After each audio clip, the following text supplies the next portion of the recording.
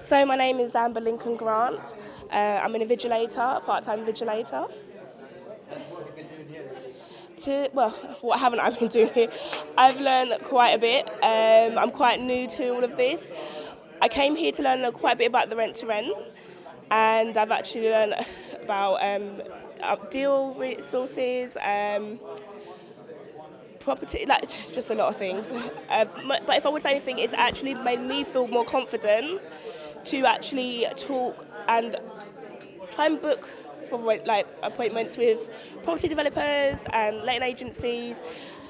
It's given me information that YouTube didn't give me, which I didn't believe was going to be the case. I thought I'd actually I'll come here and I'll be like, it's on YouTube, but I've actually received a lot more than I was expecting.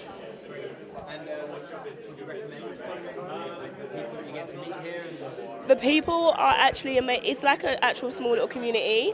Everyone is welcoming. Everyone is different, like from all over the place, all over the UK, even countries, and it doesn't feel like we're competing against each other. We're actually all working with each other, finding out each other's stories.